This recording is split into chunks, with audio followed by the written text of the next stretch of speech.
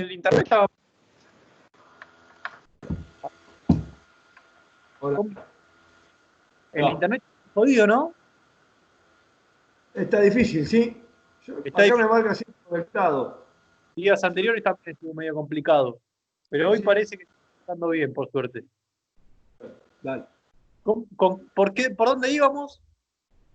No, vos me habías preguntado cómo hacíamos esto Chico, de, capaz.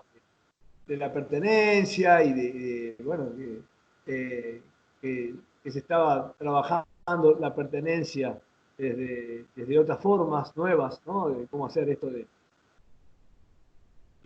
si hacías preguntas sobre la historia del club se generaba pertenencia, que me decías que no lo veías tan fuerte, no es tan fuerte como todo el día juntos, bajo una misma camiseta, bajo un mismo nombre del club, y jugando por los puntos, y yendo en el micro a la cancha, y cantando las canciones de hinchada todos juntos, y festejando, y dando notas en la semana, no es lo mismo, pero ajustándonos a los tiempos que estamos transitando, es parte de lo que nosotros como entrenadores tenemos que seguir manteniendo. Lo primero que no tenemos, la primera de estar con nosotros, ¿no? Entonces yo creo que si mi época de futbolista activo generaba esto, ¿no? Que como futbolista en su momento en mí me daba cuenta, estaba trabajando en el natural, hacerme amigo de mis compañeros, tomando una gaseosa cuando terminaba el entrenamiento.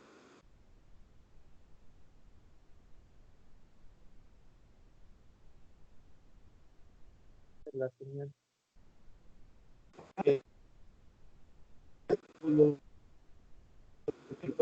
Fue tomando un poco más de inserción en lo que es la psicología deportiva, entonces ahora sí se puede trabajar más fuerte sobre entrenar vínculos, sobre cuestiones mentales, sobre cuestiones emocionales, cómo cambia la sociedad, nos transformamos en seres muy individualistas, eh, entonces es imperativo generar vínculos.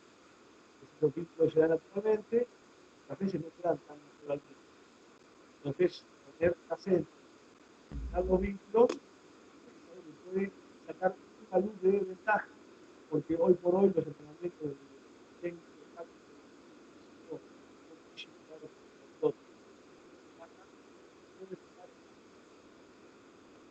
Se traba un poco el audio. Ahí a ver si lo podemos recuperar un poco. yo, Te veo, te escucho, pero ahí se corta, va y viene la señal. A ver si capaz ahí, quedándonos un poco, estamos mejor. Quiero preguntarte cómo te surgió la iniciativa de meterte en este terreno. ¿En cuál terreno? ¿En el del fútbol? ¿En el de la recreación? ¿En el de entrenar vínculos? Primero vamos con la recreación, con los vínculos, y después vamos un poco con el fútbol, sí. Bien, bien. Bueno, el fútbol es desde siempre, así que esto viene arrastrándose de la familia. ¿Ahí me escuchas bien? Sí, sí, se escucha medio cortado. Vamos a La tratar a ver si. recreación surge porque, bueno, voy a hablar un poquito más lento, a ver si así me escuchas un poco. A ver, espera, voy a apagar quizás voy a apagar, y salimos de acá, a ver si ahí estamos mejor, un poquito A ver, mejor. Digo, lo de la recreación surge porque tuve siempre la inquietud de ver cómo podía generar diversión cuando la gente estaba de vacaciones. Fue mi primera inquietud. Iba de vacaciones a la playa y veía que las personas estaban cada una en su lona, en su sombrilla, en su carpa, con toda la posibilidad de hacer acciones divertidas, de conocer personas, de hacer otra cosa que no sea tomar mate, leer el diario y jugar un ratito al tejo o a la paleta y meterse en el mar 2 horas, cada 1 hora, sino que había otras posibilidades para hacer. Y así inicié un proyecto en Quequén, pegadito a Necochea en el año 1991, de armar un proyecto de recreación en playas. Ahí estuve haciéndolo durante 4 años. Paralelamente a eso, comencé a capacitarme. Ya venía de estudiar educación física, pero dije, tengo que profundizar más. E hice la carrera, que es Tecnicatura en Recreación y Tiempo. Se dicta en el Instituto Superior de Tiempo Libre y Recreación en la ciudad de Buenos Aires. Y bueno, y allí tuve todo el panorama de utilizar el juego como herramienta para fortalecer vínculos, para generar algunas cuestiones que tengan que ver con el aprendizaje, con la educación. Por eso es que cuando digo cuál es mi otra profesión, lo nombro como recreólogo, teniendo el título de técnico en tiempo libre y recreación. Nosotros en la jerga nos autodenominamos recreólogos con esta fusión entre la palabra recreación y pedagogía, ¿no? Entonces somos como los pedagogos de la recreación. Eso es lo que a mí me llevó. Y con el tiempo encontré que había otra persona dentro del mundo del fútbol que se dedicaba a utilizar el juego como herramienta, es el profesor Gerardo Salorio, mano derecha de Peckerman durante todo su trabajo en las elecciones, a quien yo tuve la fortuna de tener. En la cuarta división de Argentino Junior, usted. Bueno, justamente en ese año, en el año 1985, lo tuve como director técnico nada más ni nada menos que a José Peckerman y como preparador físico a Gerardo Salorio. Mantuvimos la relación durante muchos años y volví a reencontrármelo ya con ellos trabajando en la selección juvenil. Yo estaba viviendo en Balcarce en ese momento, estaba trabajando fútbol allí, y parecimos y ellos ya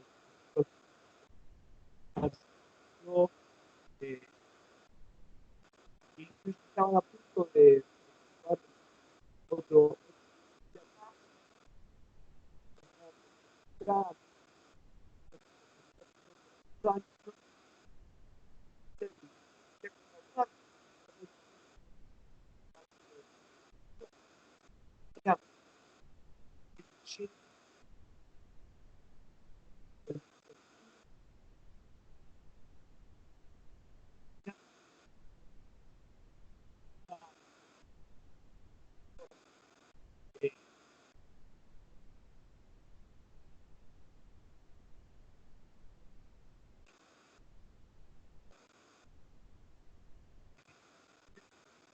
¿Sabés, Busca? Ahí se cortó un poco. Creo que no es el internet, es el micrófono. Puede ser el micrófono o algo por el estilo, Yo, porque claro, a ver, no se, no se te escuchó a vos la última parte, como que se corta, como que hay algo que lo está tapando. No sé si tenés un auricular ahí, capaz a ver, para yo lo usar el pongo micrófono acá. de ahí. Ahí estamos mejor. Ahí A ver. escuchás mejor. Sí, sí, porque va y viene, es raro Ahí porque va y viene, no me pasó nunca.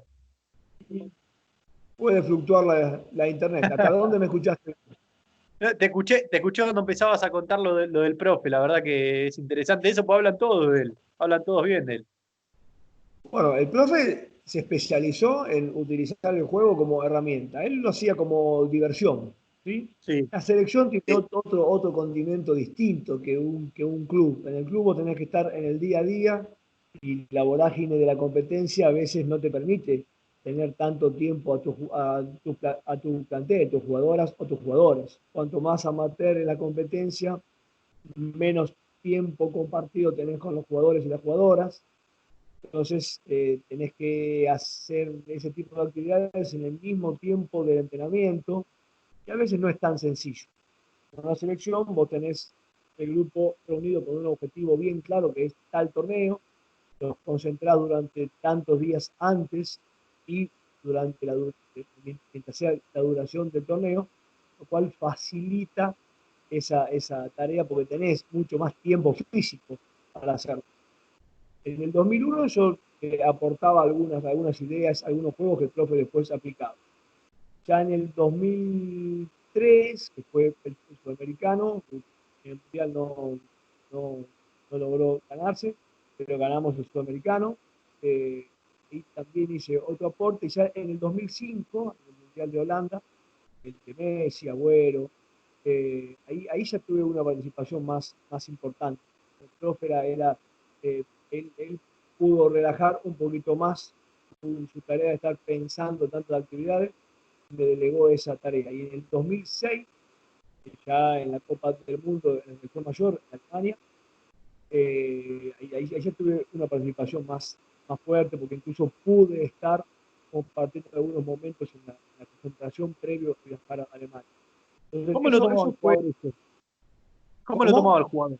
El jugador, ¿cómo tomaba esto?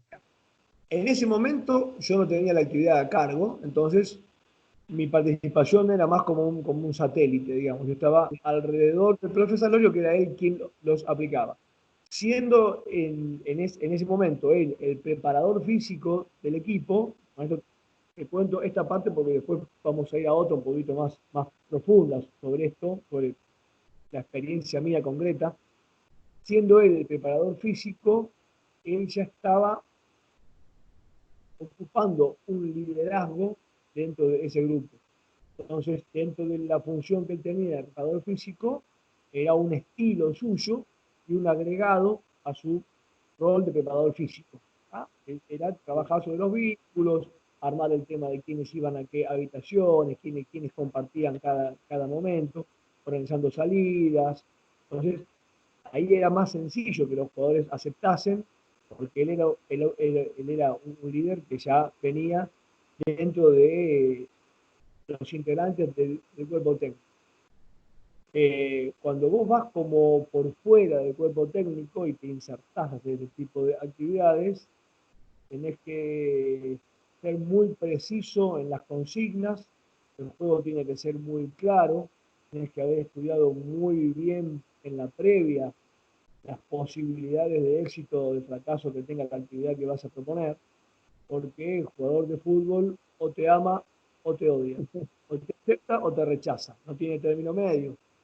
Entonces, uno tiene que buscar la aceptación, ¿no? El amor de los jugadores.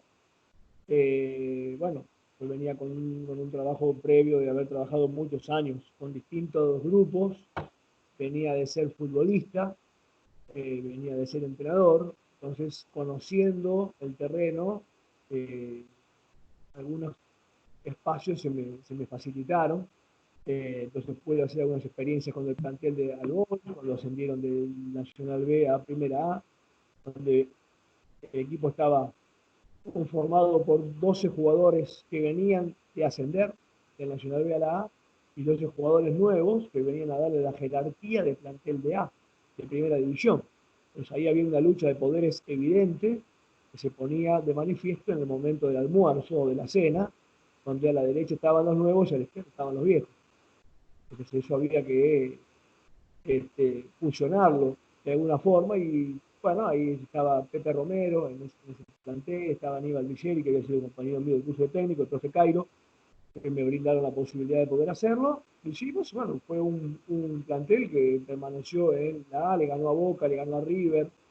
Entonces, es muy intangible el poder comprobar una tarea de entrenamiento de vínculos realmente tiene incidencia en el resultado. Pero cuando los resultados deportivos se dan, el trabajo que se hace en la semana, eh, bueno, cada uno tiene su participación. Y ya más adelante logré hacerlo cuando el profe Salorio toma nuevamente la preparación física de un plantel que era dirigido por Fabio Úbeda, y por el Bocha Batista, que ahora está como técnico de la Sub-20 y la Sub-23, con Lautaro Martínez, con Ascasías, con Juancito Foy, con Ezequiel Bar, con Julián Chicó, con Torres también, el de Boca, bueno, un montón, bueno, con Facundo Cambese, que fue el arquero campeón de los Panamericanos, en fin. Con esos muchachos yo tuve la oportunidad de participar activamente y la actividad la desarrollé yo. Y acá viene otra vez la respuesta a tu pregunta de cómo los jugadores. Los fueron absolutamente respetuosos y no me conocían en la previa. Me presentaron como el recreólogo que iba a hacer esa actividad. Yo fui con el profe Emiliano Westok, que aparte de ser preparador físico y profe de educación física, es coach ontológico. Entonces, y también junto con él hemos desarrollado infinidad de acciones en el ámbito empresarial, de lo que tiene que ver con el juego como herramienta, y la actividad fue fabulosa. Fabulosa Pasa que porque el jugador hoy es más permeable, ¿no? Eso, a agarrar todas las herramientas que le puedan llegar a servir como para potenciarse. Yo veo eso, porque es más curioso, es más de buscar también a la hora de que tiene alguna duda, agarra la computadora, el celular y busca. eh, Constantemente está en eso, ¿no? en eso es inquieto. Pero por eso Sí. mismo, la propuesta para el jugador tiene que ser atractiva y él tiene que visualizar que le sirve. Cuando el jugador visualiza que no le sirve, donde le genera dudas, abandona y baja los brazos. No tiene que generar ninguna duda. Por lo menos tiene que decir, sí, me sirvió para tal cosa y no me sirvió para tal otra. Pero si no encuentra realmente algo para lo cual le sirva, que sea útil y que él vea que puede sacar ventaja en un partido a partir del trabajo que se hizo en la semana, a la larga termina desestimándolo. Y bueno, nosotros tenemos que estar justamente muy atentos a que el jugador no desestime nuestra tarea, ¿no? Entonces hay que hilar muy en fino, pero esto es un trabajo de equipo. Esto hay que hablarlo mucho con el líder número uno, que es el entrenador, y hay que trabajar bajo el ala de él, hay que trabajar bajo los objetivos que él tenga. En ese momento, lo que nos dijo Úbeda fue, miren, tenemos nada más que para hacer 56 entrenamientos con estos jugadores antes de llegar al torneo, y es muy poco, porque en ese entrenamiento había que fusionar cuestiones tácticas y tenían que fusionar cuestiones vinculares. Era muy difícil. Entonces, pusimos el hincapié en fortalecer los vínculos. Y bueno, ahí empezamos a ver algunos liderazgos. Ahí surgió la posibilidad de que algunos jugadores mostrasen su liderazgo y se defina a partir de una de esas actividades quién iba a ser el capitán de la selección, finalmente, porque hay una duda, o este voto, y bueno, con una actividad de esas pudimos visualizar que uno de los jugadores tenía un liderazgo importante y positivo, con lo ¿Cómo cual se da después, cuenta? ¿cómo? Y bueno, porque hay que estar muy atentos. Los liderazgos siempre son situacionales, no son absolutos. Entonces hay que observar qué acción se está desarrollando, cuáles son los inconvenientes que se le están poniendo a esa actividad y cómo el grupo va superando los distintos obstáculos. Entonces, cuando hay una persona que lidera esa posibilidad de superar el grupo un obstáculo, bueno, estás viendo a alguien que se hace cargo de decir, yo voy a liderar esto, yo voy a ayudar al grupo a superar este obstáculo. Yo voy ¿Quién era Casíbar? ¿Era Casíbar? Kasigar, sí, sí, el ruso Kasigar, sí, sí, sí, sí, sí, sí, sí. ¿Y cómo Bueno, era él? era un tipo sumamente educado, detallista, prolijo y con una capacidad de llegar a todos sus compañeros por igual. Tenía diálogo con todos, era muy buena onda con todos los muchachos, tenía un muy equilibrado sistema emocional, digamos, y además de eso, jugaba de 5. Estaba distribuyendo pelotas y recibiendo pelotas de todos lados. Bueno, ¿Cómo después, cómo diferencia un líder positivo y un líder un poquito más tóxico? bueno, justamente por las acciones que cada uno de ellos lidera. Y si uno ve que hay acciones de rebeldía con respecto a respetar un horario, y vos te das cuenta, no sé, citamos a todos los jugadores al merendar a las 5 de la tarde, y 10 llegan a las 5 menos 5 y otros 10 llegan a las 5 y 5. Siempre está el mismo en ese grupo, y todos muestran a él como el líder. Bueno, ahí tenés que empezar a detectar si ese grupo que está revelándose a este cumplimiento de horarios no está siguiendo pautas que ese líder está indicando. Hay pequeños detalles, los cuales todas las acciones tienen que ver con algo positivo que sume o algo negativo que reste. Siempre hay alguien que está liderando eso. Por lo general es uno o dos, y bueno, se detectan si uno está observando eso. ¿Tá? Tampoco hay que potenciar esas acciones. Hay que permitir que eso llegue a todo el grupo. Pero bueno, hay que tener un liderazgo muy firme. Esto no quiere decir ser severo. Quiere decir que el liderazgo del director técnico es el líder impuesto que tiene cualquier grupo de futbolistas o de deportistas, eh, sepa primero liderarse a sí mismo para después poder liderar a los demás y permitir que en algunos momentos sea otro quien lidere la acción, ¿no? O sea, cuando el entrenador de arqueros o de arqueros está trabajando, hay que dejar que quien conduzca esa actividad, ese entrenamiento, sea justamente el entrenador de arqueros. El técnico no puede ir y intrometerse en su actividad a corregir. Como todo, tendrá que pedir permiso y decir, bueno, mira, me parece que podríamos trabajar esto, acá quiero aportar algo, que estoy permitiendo que sea otro el líder. Así, liderando a uno Antes, mismo. antes de preguntarte si se están perdiendo los líderes, si se están extinguiendo, quiero preguntarte por un caso especial que se está hablando mucho. Es un jugador que está siendo muy nombrado y que vos tuviste la suerte ahí de verlo desde otro lado. Desde lo futbolístico no te voy a pedir que me des una opinión porque es un monstruo, pero quiero conocer capaz un poco de tu visión cuando te tocó conocer a Lautaro Martínez. Lautaro es un tipo sumamente aplicado, con un potencial enorme. Y también del estilo Akasibar, solamente que juega de 9 y espera convertir goles, está en otro lugar de la cancha. Es un tipo sumamente comprometido y se veía que estaba para explotar en cualquier momento. Se veía, cuando él tenía 18, 19 años, 3 años atrás, se veía que iba a explotar. Pero nunca él bajo el halo de soy la próxima figura de la selección. Jamás. Más. Humildad absoluta. Los chicos ya en una selección sub-20 ya vienen de transitar una sub-15, una sub-17. Ya saben que la selección es otra cosa. Ya a esa altura entendieron que están representando a todo un país, al menos un país futbolístico. Y saben dónde están ubicados. Saben. Saben muy, Hablan, muy.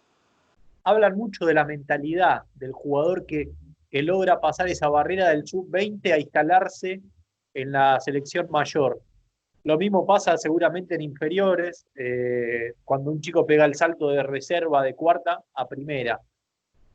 ¿Por qué hay jugadores que tienen mayor capacidad mental, capaz de afrontar desafíos fuertes y de tratar de afianzarse en un plantel más competitivo como una primera división o una selección mayor? Vos sabés que todo lo que nos va sucediendo de adultos tiene mucho que ver con lo que nos pasó de niños. Eh, ¿No? La formación, la educación, tiene mucho que ver con eso. Tiene mucho que ver la posibilidad de visualizarse más adelante, gritando un gol a la tribuna o no. Tiene que ver con los miedos que cada uno tiene al ser protagonista. Cuando vos pasás a jugar en una primera división, sos protagonista. Cuando pasás a ser entrenador, pasás a ser protagonista. O sea, en algún punto tenés que saber que eso vas a tener que vivirlo y vivenciarlo. Si no te preparaste antes, si no entrenaste tu mente para decir yo puedo, yo quiero, yo voy a estar, y bueno, hay muchos condimentos que empiezan a generarte miedos y esos miedos hacen que no se llegue a una primera división o que no se llegue a brillar, ¿no? ¿Eso se Porque, trabaja en la formación o no se trabaja ya? mira, depende de qué club, depende cómo sea. Hay muchísimos casos. Yo tengo muchos compañeros de inferiores que han logrado jugar en la primera y cuando lo dejaron libres no siguieron jugando al fútbol. Estaban jugando en la primera de Boca y no siguieron jugando al fútbol. Eso quiere decir que no hubo una preparación. Quiere decir que llegaron más por sus condiciones técnicas que por su formación mental. Hoy por hoy, todavía en Argentina, muy pocos clubes se ocupan de qué va a pasar con ese jugador cuando se retire. Muchos, te diría que la mayoría, por lo menos de primer nivel, están ocupándose de que el jugador se forme paralelamente a nivel educativo alguna profesión, algún oficio, se ocupan de cómo le va a ese jugador en paralelo a su rendimiento futbolístico. Sí, el Lanús es un caso, creo, ¿eh? Lanús es un caso ¿Cómo? porque Sí, Lanús, sí, sí. Lanús es un Estudiante, caso sí, sí. porque Sí. yo hablaba con Seba Salomón y me decía, además de todo esto, que también está medio de moda, de buena moda diría, que la importancia capaz de la educación, de los valores. Él hablaba también de enseñarle al chico desde muy pequeño a fracasar, a sentir esa sensación de que no pude o que no pude, sí. Pero acompañado de la familia, sacando capaz al chico al mejorcito, en infantiles, mostrándole que un partido no va a ser citado, pero corres el riesgo de afuera, de un entorno capaz un poco más tóxico, del fútbol, de que te chupen ese jugador. Pero por eso es la idea de Seba que me decía, tratar de hablar con la familia para que acompañe este proceso que le va a tener sirviendo al chico. Para el día de mañana agarrar, canalizar lo que le pasó en un momento y usar eso como una forma de salida. Bueno, la escuela también trabaja en su ámbito y espera el acompañamiento de la familia y no siempre lo tiene. Con un club pasa exactamente lo mismo, ¿no? El Sí, entrenador, la maestra, estamos al lado de las jugadoras, de los jugadores, muy poco tiempo durante el día y la mayoría del tiempo lo pasa en su casa. Por eso te decía yo que según la formación que cada uno haya tenido, según la educación que haya recibido, sobre todo en el seno de su familia, es lo que después te va a ir sucediendo más adelante. Desde ya, que si vos tenés la posibilidad de contar con un club, la apoyatura y que te contiene en lo que tenga que ver con una formación más allá de lo deportivo, para contar con muchas más herramientas y esas iniciativas, desde ya que son sumamente positivas. Eh, Se entrena para superar el fracaso, pero por supuesto sabemos, aprendemos también, es importante. Es decir, hay que darle valor a aquel jugador o a aquella jugadora que no le toca entrar derecho y no le toca entrar todo. Que tiene valor también, que es parte de la vida misma, es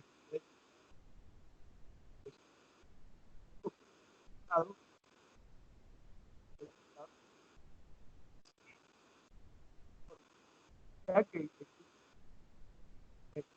de eso y que lo dijo más inteligente de capacidad de tiempo. Ahora, no, que llama la actual, es básico de tiene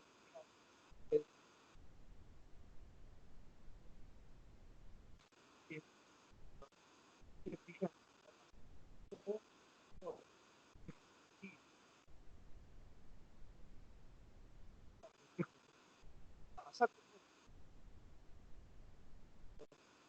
a ver, guarda Gus, que ahí se cortó un poquito el audio al final, ¿eh? Se cortó un poco el audio al final, así no se corta la próxima. A ver, ahí sí está solucionado, sí, creo que sí. Dale. Sí, preguntarte si coincidís con Salomón en lo que es enseñarle la frustración al chico o chica. Sí, no es que se enseña la frustración, sino que se le hace vivenciar la Claro, frustración y una para frustración, justamente lo que aprenda es cómo transitar la frustración y cómo superarla. ¿Sí? No es que estamos educando frustrados, sino que estamos educando personas que puedan salir de una frustración y sepan que la frustración existe. Una de las cosas que yo trabajo es justamente la adaptación al cambio, que a veces puede generar frustraciones. Yo todo lo que hago desde un juego es transferible al campo de juego. Entonces, si yo te estoy haciendo un juego con determinadas consignas, un juego que nada tiene que ver con lo futbolístico, y de repente y en el medio del juego te cambio la consigna, y vos a partir de ahora tenés que ajustarte a esa consigna que va por otro camino que la consigna inicial, es transferible al campo de juego. Estoy jugando tranquilo, voy ganando 2-0, faltan 5 minutos, pero resulta que el arquero mío comete una falta en el área, lo expulsan y me cobran penal. Entonces paso a estar cómodo 2-0 arriba, a estar 2-1 arriba, faltan todavía 4 minutos y no tengo más arquero. Si no me adapto a ese cambio y no entiendo que ahora tengo que ajustarme a esas normas que me pone el reglamento, termino perdiendo el partido probablemente. Y ahí estoy trabajando sobre esto, sobre la frustración de creer que tenía el partido ganado y ahora no lo tengo ganado. ¿Cómo salgo de eso? Bueno, a eso hay que entrenarse también. Y, no, No sé, y eso no sé si, es no sé si es, no sé si es un ejemplo, pero Bielsa en su momento pedía que en la formación, cuando un chico anda muy bien en una posición, se lo cambie. Se lo cambie para que viva y sienta una adaptación, esto que hablás vos, que se pueda adaptarse a otra bueno, cosa. ahí hay dos cosas. Por un lado, tiene que ver con la ductilidad del jugador de poder desempeñarse en otro sector de la cancha, porque eventualmente puede ser necesario que lo haga. ¿Sí? Pero por otro lado, y en la previa, ese jugador para aceptar lo que el técnico le está proponiendo, tiene que haber vivenciado esto de decir, ok, me adapto al cambio. Que si no aceptó que tiene que adaptarse al cambio, va a ir negativamente a ocupar esa función en la cancha que le pidió el técnico y va a desempeñarse mal. A lo mejor subconscientemente va a jugar mal, no es a propósito, no es adrede. Ahora, si él está preparado para adaptarse al cambio, entonces va a aceptar esa nueva posición que le pide el técnico y hasta incluso pueda tener la capacidad de decirle, mire, mister, mire, profe, no voy a jugar ahí, no tengo ningún problema y lo voy a hacer lo mejor que salga. Les pido que me pongan la posición que a mí me gusta jugar porque me siento mucho más cómodo. El entrenador sabrá que tiene alguien con quien puede contar en esa otra posición, una urgencia, porque preferentemente ese jugador quiere jugar. Entonces, estamos ahí trabajando sobre el objetivo. Ahora, no cambio, se adaptó al cambio, luego el sabe, puede contar con él. Ya que estaba dando todas condiciones para sumar. Para, Quiero, quiero preguntarle por algo que capaz se está haciendo bastante usual en lo que es el fútbol argentino, o por lo menos se está tratando, se está hablando, mismo desde la AFA, donde nace el fútbol argentino profesional.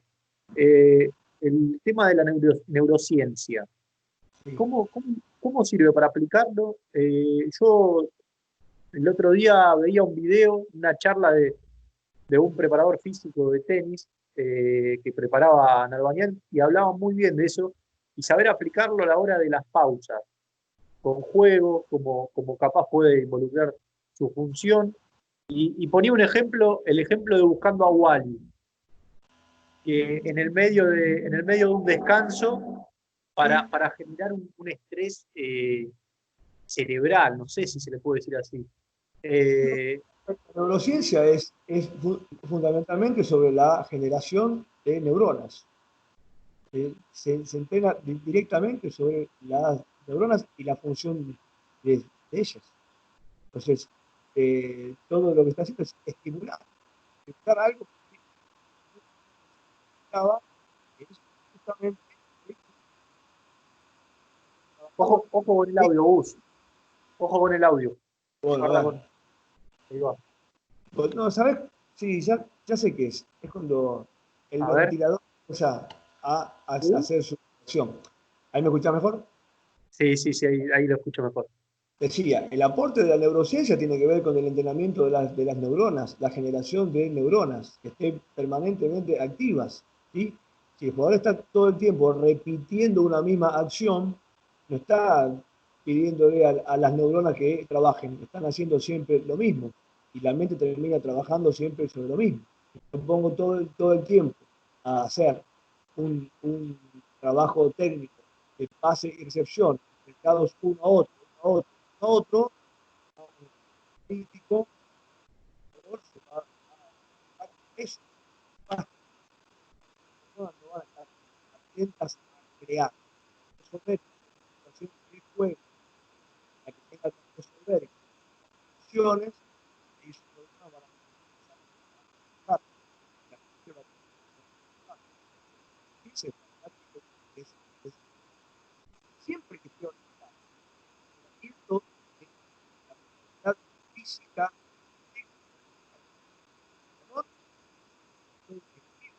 que de ahí también ¿Cómo se forma lo, como se lo puede aplicar de una forma sencilla en lo que es la base de entrenamiento de un infantil, de un juvenil, sin una inversión muy grande? Porque hablan de inversiones y yo escuchaba esta charla y veía que no era así, veía que no era así. lo No sé mismo si que es yo más. te diga, es lo mismo que yo te diga, necesito para entrenar la bombonera, porque si no, no puedo entrenar. Y es Claro, mentira. ¿Tá? necesito un GPS para acá. No es útil, porque de hecho la mayoría de los clubes, la enorme mayoría, carece de GPS, carece hasta de pelotas, si vas al caso. Entonces, los recursos, claro, cuanto más recursos logísticos y de material y económico yo pueda tener, estoy en mejores condiciones. Pero yo te voy a dar un ejemplo muy sencillo.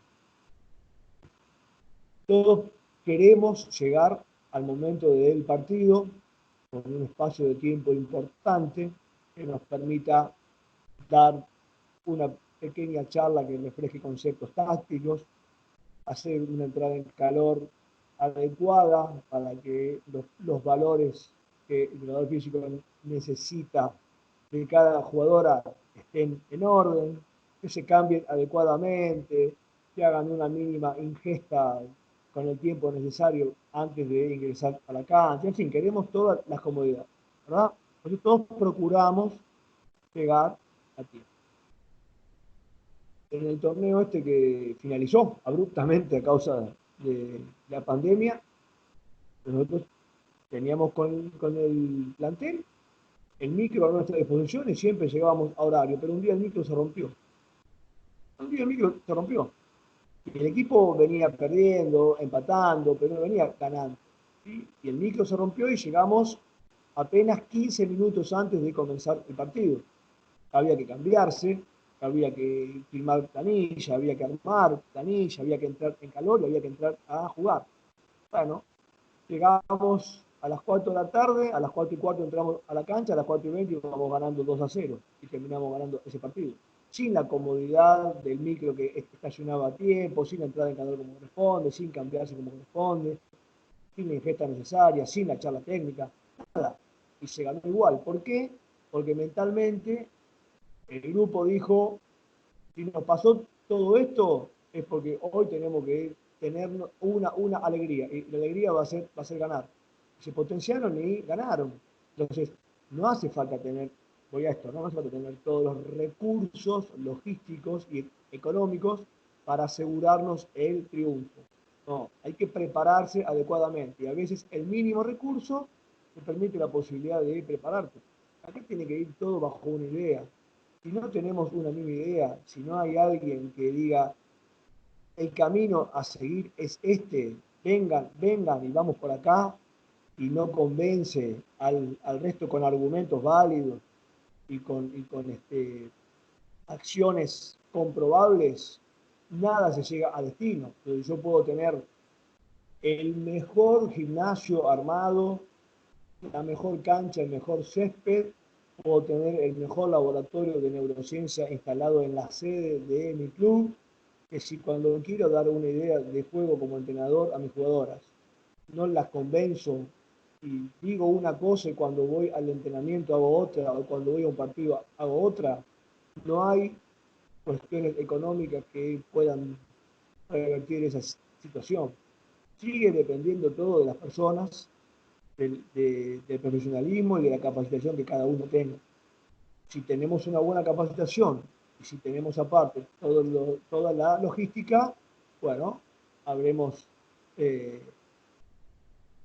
achicado el margen de error, sin duda. Entonces, la verdad que se complica un poco el fútbol o no. Desde lo tecnológico, desde muchos aspectos y al final es más simple de lo que pensamos, ¿no? Se complica si me dedico más a lo tecnológico que a lo humano. Ahí se complica. Y yo creo que porque mi equipo usa GPS para medir valores, ya gané el partido, me equivoqué, porque el partido es el domingo. Y el rival capaz que no usa GPS, pero tiene una gana de ganarme bárbara y tiene un entusiasmo enorme y entrenó muy bien durante la semana y estaban todos comprometidos con la idea del juego del entrenador. Y a mí el GPS no me garantiza que voy a ganar, me garantiza que voy a medir algunos valores y que puedo evaluar algunas cuestiones. Pero sigue siendo humano, sigue siendo una actividad que desarrollan personas. Y Quiero, una persona no es una máquina. quiero meterme en lo que es el fútbol femenino. Dale. Contame un poco ese mundo, el mundo del fútbol femenino. ¿Es otro mundo? ¿Es muy distinto al fútbol masculino? A lo que veo, a lo que uno trata constantemente, capaz. ¿Es distinto a una mujer a un hombre? Te pregunto yo, ¿es distinto a una mujer a un hombre? Sí, Bueno, es distinto. listo. A partir de ahí ya es distinto. A partir de ahí. Cuando nosotros hablamos de fútbol femenino o de fútbol infantil o de fútbol masculino, la palabra que continúa a fútbol funciona como un adjetivo calificativo. Está calificando al sustantivo fútbol. Por lo tanto, yo hablo de fútbol femenino, estoy calificando a ese fútbol como femenino, con cuestiones femeninas. Vale decir que lo primero que tengo que tener en cuenta son justamente las cualidades femeninas. ¿Sí? Ahora, el fútbol como deporte es exactamente el mismo. Ahora, desde ya que tiene cuestiones eh, características de lo femenino. Sí o sí, y es ineludible para el entrenador estar conociendo esas cuestiones que tienen que ver con lo femenino. Las, las chicas no desarrollaron su carrera deportiva y esto también está pasando en Europa todavía. La diferencia es Estados Unidos, que por eso sale campeón del mundo y que es casi imbatible, porque desarrolló la disciplina desde hace muchísimas décadas de niñas. Entonces las chicas llegan a una primera división con 14 años sin haber clasificado nunca una división superior. Entonces carecen de un montón de conocimiento. Eso hace que la estética del fútbol sea diferente, porque vas a ver pifiadas, vas a ver pases mal hechos, vas a ver cierres mal hechos, vas a ver saques laterales mal hechos, vas a ver muchas incursiones en offside, por ejemplo, y si nosotros seguimos comparando el fútbol masculino con el fútbol femenino va a estar siempre algún paso atrás, porque el fútbol masculino tiene un desarrollo mucho más grande, mucho más amplio. Ahora, a nivel pasión, ellos tienen la misma pasión que los varones, pero se manifiestan de otra forma. Como una mujer se manifiesta distinto, En, por supuesto ca- que hay diferencias, ¿sí?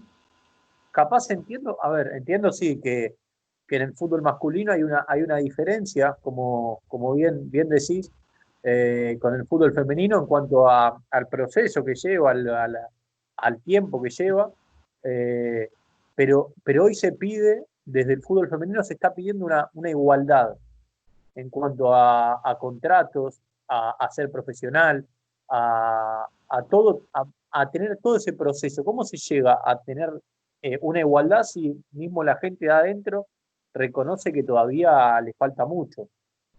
Bueno, ese pedido de igualdad tiene que ver con la diferencia desde una idea machista o una idea feminista, ¿no? La idea machista que no tiene que ver con el macho, con el hombre, tiene que ver con lo que propone, que es la predominancia de un género sobre otro.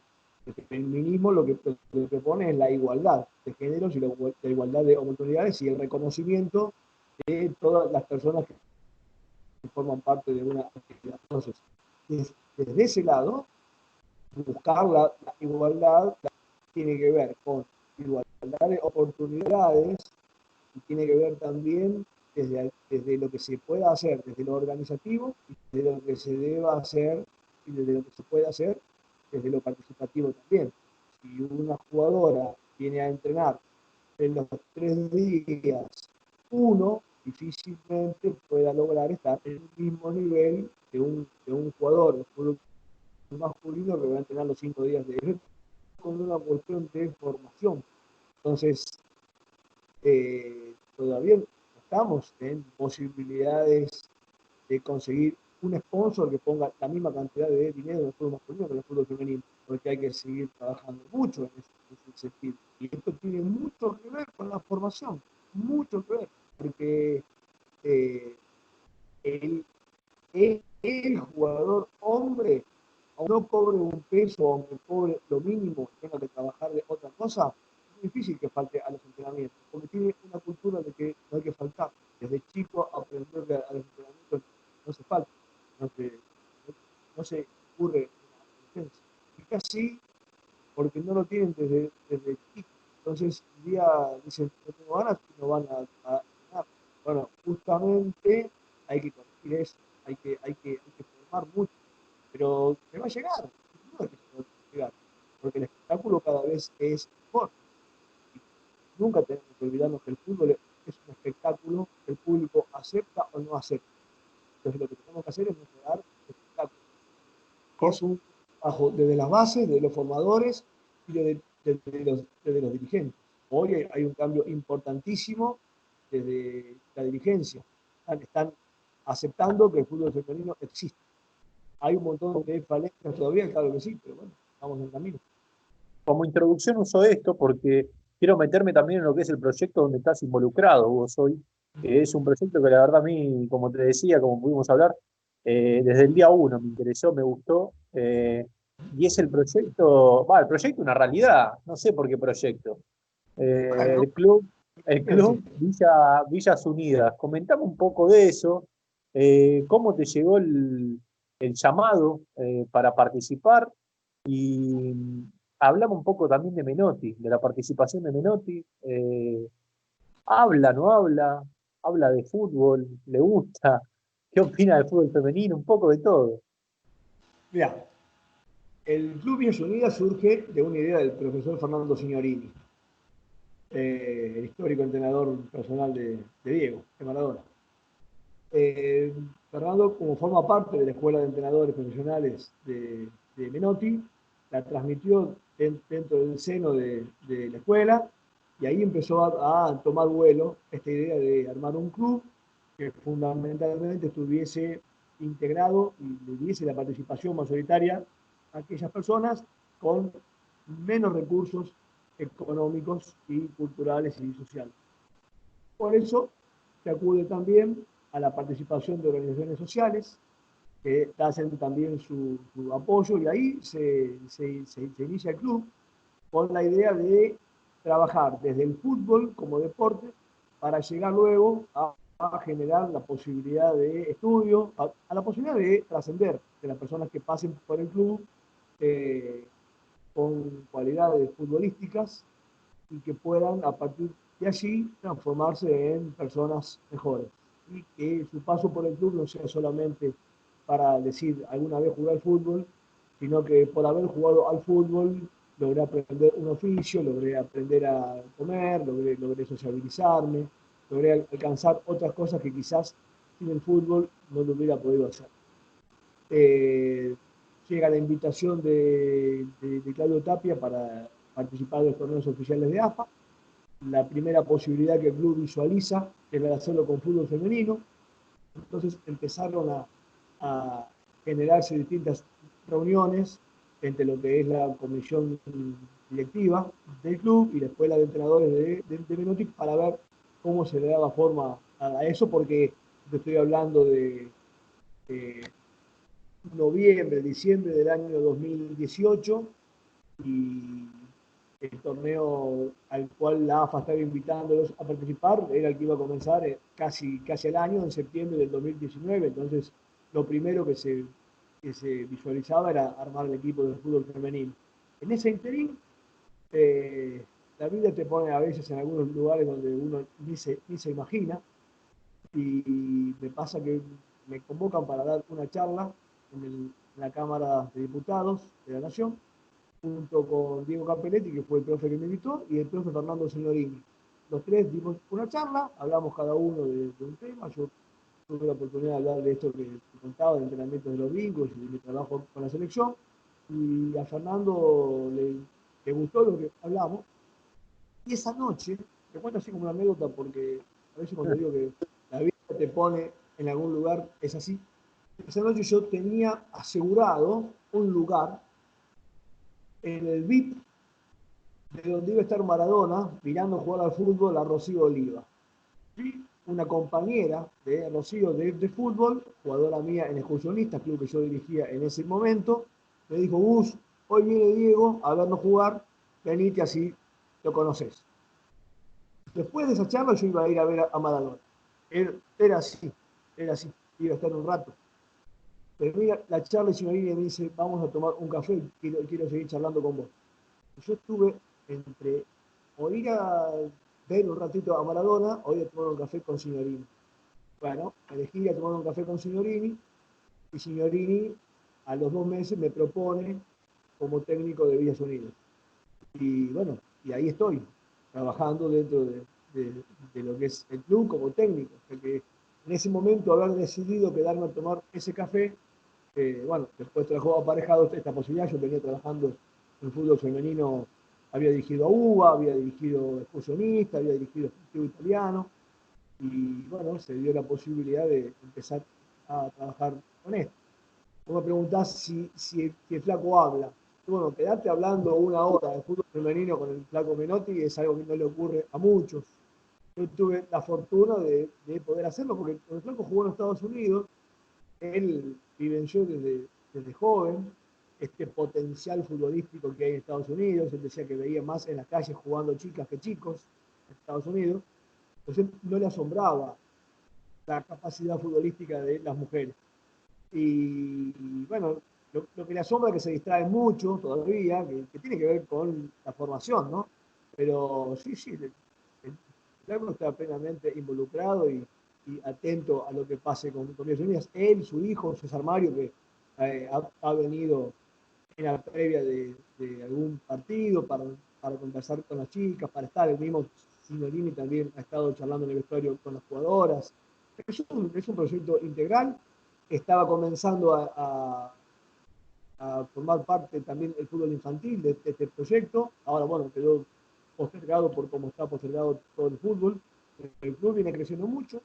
Tenemos un plantel de 35 jugadoras, de las cuales entre 20 y 25 provienen de distintos barrios de lo que podríamos llamar populares, tanto de la ciudad de Buenos Aires como del conurbano. Y hay chicas de 15 años y hay chicas de 37 que son madres de 2 hijos. Bueno, tenemos toda la, la, la gama de edades en ese abanico maravilloso. ¿Cómo es el trato? ¿Cómo es el trato con las chicas? Mirá, No es el mismo, es distinto. mujeres. Entonces hay que hablar con mujeres. El padre o la madre con el hijo varón o con la hija mujer hablan de diferentes temas, lo hablan en diferentes aspectos, de diferentes formas. Eh, lo que pasa es que hay que interiorizarse muy.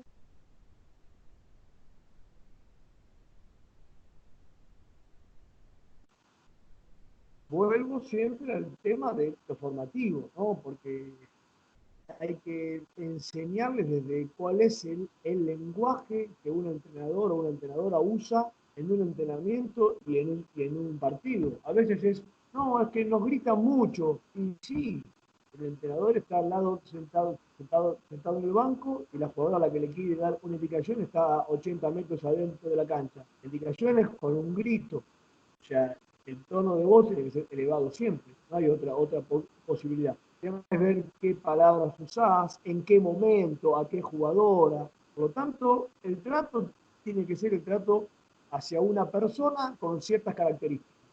Esto también es, si vos profundizás, es distinto en un plantel masculino, entre el pibito que va a debutar recién o el jugador que está a punto de retirarse.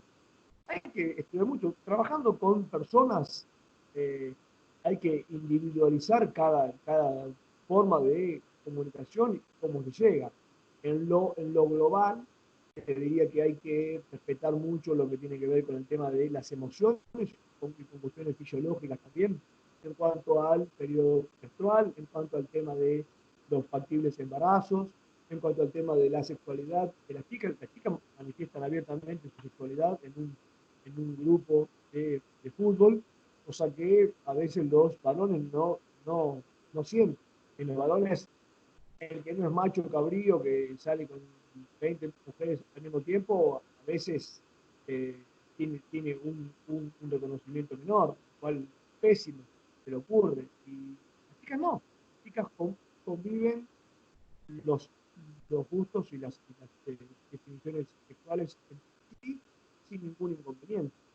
Y bueno, después están los problemas eh, que, que, que, que surgen de los vínculos de estas manifestaciones emocionales y de índole relacionado con la sexualidad. Pero bueno, son cuestiones inherentes a todo grupo y hay que estar atentos. Pero sí, Para, bueno, valores físicos, ¿no? También valores físicos tienen que tener en cuenta el tema de las cargas. El entrenador tiene que tener en cuenta si una jugadora llega al 100% el día del partido. Pero bueno, es como todo grupo humano, estar atento a las condiciones de quienes lo integran. para ir cerrando un poco, quiero hacer un par de cortitas, un par de preguntas cortitas que son conceptos más que nada, son conceptos, a ver cómo lo puede resumir usted esto. El primero es psicología del deporte. Un par de líneas sobre esto. Importantísima, elemental para desarrollar la tarea.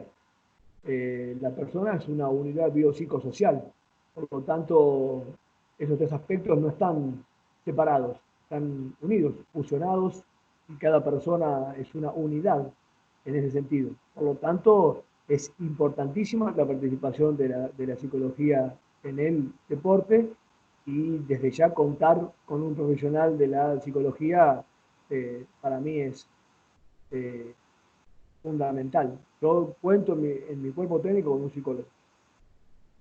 Excelente. A ver, el coaching grupal, ¿me lo diferencia de la psicología? ¿Dónde me lo mete y qué significa? Bueno, el coaching es como un apéndice de la psicología, que tiene su raíz en lo que es el trabajo persona a persona. El coach trabaja mucho desde lo que tiene que ver con el uso del lenguaje, y va para potenciar la carrera de cada persona. Eh, Trabaja mucho sobre el área profesional,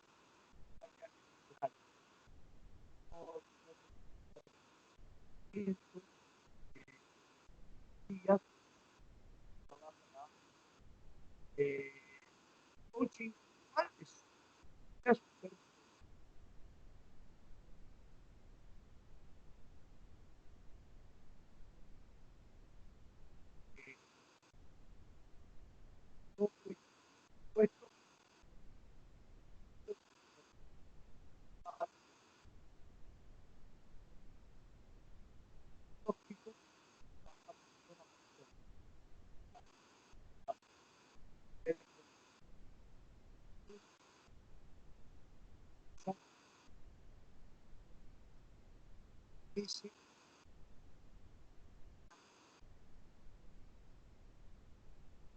A ver, Realidad. a ver ahí si tengo el audio bien. Sí, ahí va. Los afectos en el fútbol, los afectos, la unión. Sí. Resumime eso. ¿La unión o los afectos? Ajá. O diferenciamelo si querés, sí. Bueno, yo creo que la unión llega después de poder manifestar los afectos, muchas veces, para que sea una verdadera unión. Si no, es un agrupamiento. ¿Sí? Entonces, si no lo manejamos desde lo vincular, un grupo permanece siendo un equipo y no tiene estas condiciones de la interrelación. Y la interrelación se da entre las personas a partir de compartir distintas vivencias. Esas vivencias nos van generando una relación afectuosa hacia las personas. Y el trato afectuoso, justamente creo que es mucho más contenedor que un trato frío. Por lo tanto, entiendo que eh, la preponderancia del afecto por sobre una relación solamente profesional nos va a llevar a lograr resultados deportivos, no tengo ninguna duda de eso. Creo que es eh, de suma importancia poder expresar los afectos, que no siempre los expresamos. ¿Líder o jefe? No, líder, absolutamente. Líder y liderazgo. Es tan importante el liderazgo como el surgimiento de los líderes. Sin líderes hay anarquía y con anarquía no hay grupo que funcione. ¿Por qué lo diferenciamos de jefe? ¿Cómo? ¿Por qué lo diferenciamos de jefe? Porque el jefe da órdenes y se hace lo que el jefe dice. No se cuestiona ni se genera una relación de ida y vuelta. No es necesario generar una relación de ida y vuelta y el jefe no tiene por qué estar pensando si las personas hoy emocionalmente están aptas para cumplir con la tarea. El jefe determina tareas y la persona que está bajo su tutela tiene que cumplirlo. Eso es un jefe. Por lo tanto, el líder tiene que estar muy lejos de ser un jefe, de ser un dueño. Tiene que ser un líder, una persona que justamente eh, guíe, eh, proponga, gestione, que se acerque a las personas con las cuales se está liderando. El post cuarentena del jugador, de la persona, de la jugadora. Bueno, va a ser sumamente divertido porque van a verse todos con algunos kilos de más. Seguramente cuando le pifin a la pelota van a echarle toda la culpa, ya no la responsabilidad, la culpa directa a la cuarentena. Va a ser sumamente emotivo. Creo que va a haber más charla que fútbol ese día. Pero sin duda que lo primero que vamos a tener que hacer los entrenadores, después de saludar, es poner una pelota en la mitad de cancha y dejar que juegue. Excelente. El potrero. Y la base de mucho, la base de muchos aprendizajes para la vida. Ahí uno aprende a respetar a los mayores, aprende a saber que puede ser atrevido, aprende a saber que si rompe algunas reglas a veces lo van a ver mal, pero que si rompe algunas reglas atrevidamente y respetando al resto y con talento va a poder surgir de su espacio, fundamentalmente un lugar de encuentro maravilloso entre personas que se unen por una pasión. No puedo hacerla corta esa pregunta. ¿Cómo lo recuperamos? Mirá, nosotros tenemos una visión, vos vivís en Buenos Aires, ¿no? También, Flores. en Flores, bueno, justamente, ahí me he criado, entre Flores y el glorioso barrio de Floresta, en algunos potreros. Pero yo te diría que yo no tuve tantos potreros en mi vida, sino que tuve el adoquín, tuve la vereda, ¿sí? Y porque ya empezaba a verse en la ciudad de Buenos Aires esta falta de espacio físico. Ahora, cuando vos cruzás la General Paz y te vas un poquito más allá de los 20 kilómetros, los potreros están, los potreros siguen estando. Yo cuando salgo a recorrer las rutas, me gusta mucho salir a andar en rutas con mi auto, soy muy observador de cuántos arcos hay armados en distintos lugares y donde haya una chacra, donde haya una casa, lo más humilde, atrás hay dos arcos de fútbol, hechos con cañas, con palos, con redes, los más sofisticados. El potrero sigue existiendo. Lo que no tenemos que perder, y porque ya hemos perdido el potrero, es la esencia del picado. Las ganas de juntarnos con amigos a jugar al fútbol. Eso es lo que no tenemos que perder. El espacio de tiempo que le dedicamos al fútbol, jugado entre amigos o entre amigas, y ahora entre amigos y amigas, porque el fútbol mixto es una gran oportunidad para divertirnos. Eso es lo que no tenemos que perder. El espacio físico nos lo van a modificar, pero las ganas de jugar un picado va a ser imposible. Y eso es lo que no tenemos que perder. La formación, Bueno, cuanto más formación una persona tenga, mayores posibilidades tendrá a futuro y cuanto más entienda que formarse permanentemente es lo que la va a poder defenderse mucho mejor, poder ser creativo, poder ayudar a muchas otras personas, es cuando la persona se transforma y mejora. Así que la formación todo el tiempo, todos los días, en cada lugar. y para el cierre quiero un mensaje final, capaz, un significado de lo que estuvimos hablando todo este tiempo, que tuvo algo un objeto en particular, un objetivo capaz, y es la pelota. Eh, la pelota, ¿qué significa para vos y qué es? Es el símbolo de unión. Puede haber 100.000 personas en la cancha, 22 jugadores, 4 árbitros, ambulancia, policía, televisión. Y si falta la pelota, el partido no se juega. Puede faltar un jugador, jugaremos 11 contra 10. Faltan 3 de los 4 árbitros, el árbitro solo puede dirigir. No hay público, se juega igual. La ambulancia no llegó esa, llamaremos a otra. Pero la pelota es irreemplazable. La pelota es el eje.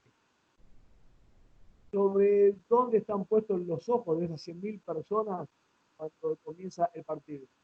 Sobre la pelota, sobre el jugador que tiene la pelota. ¿Sí? ¿Por qué se inventa el VAR? Porque el árbitro tiene los ojos puestos sobre la pelota y tiene que haber otros mirando otras cosas que no sean la pelota.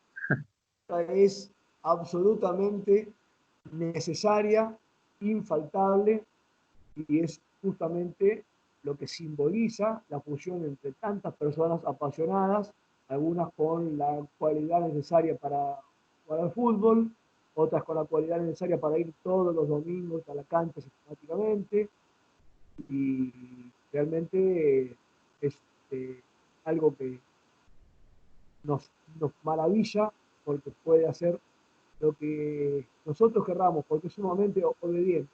Es mentira que la pelota lo dobla, es mentira que picó mal, o es mentira que salió mal la pelota porque es mala. No, la pelota es muy obediente. Si yo pateo mal, la pelota sale mal. Por lo tanto, hay que tenerla muy en cuenta porque ella va a hacer lo que querramos nosotros. Entonces tenemos que mejorarnos día a día para poder hacer con ella la maravilla.